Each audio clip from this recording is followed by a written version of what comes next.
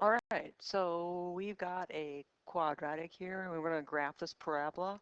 Remember, if a is in this form here, your quadratic is always ax squared plus bx plus c. In this case, our a here is 6, our b here is -3, and our c here is -8. So looking at that, the a there determines whether it opens up or down. So if a is positive, it's going to open upward, and a ends up being 6, so it is going to open up. So we know our parabola is going to look like that. So we're going to find the equation for the line of symmetry. It's always x equals opposite of b all over 2a. Well, we figured out what b was there. It's opposite of b there is -3. So I'm just plugging it in here. The opposite there of -3 is 3 all over 2 times my a value, which is 6. So I get 3/12. I can either reduce that down or write that as a decimal, or maybe I'll do both there. So you get 0.25. So now to get the max min value, you take this value that you got for x and you plug it back into the equation up there and figure out what the y value for your vertex is going to be. That's also called the min or max. So 6 times 0.25 squared minus, let me get a minus up there, minus 3 times 0.25, and then minus 8. So I can simply just put that right into my calculator here. So again, I can go 6 parentheses 0.25 n parentheses squared minus 3 times parentheses 0.25 and then minus 8.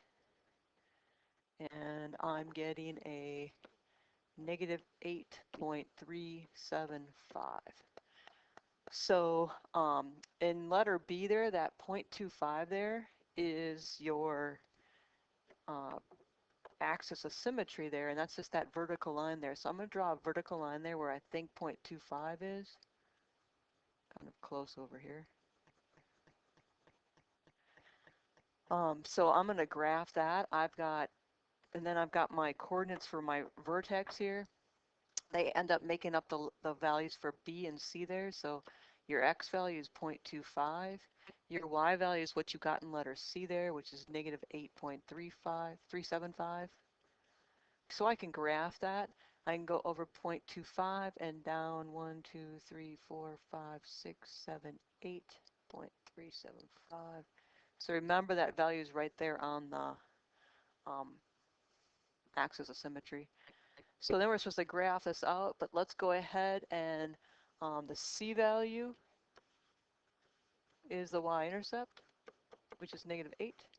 So I can graph that out. 1, 2, 3, 4, 5, 6, 7, 8. So it seems a little close here, so I can use symmetry here since we're only 0.25. I got to go 0.25 and up 8.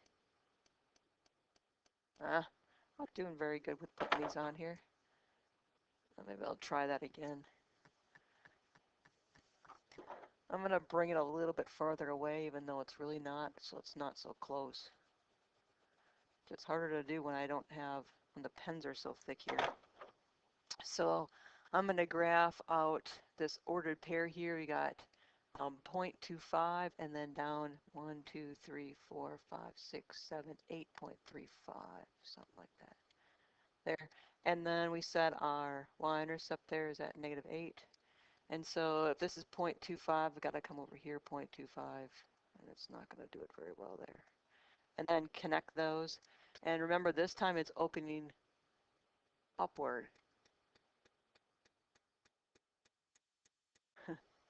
Must be a little bit off on my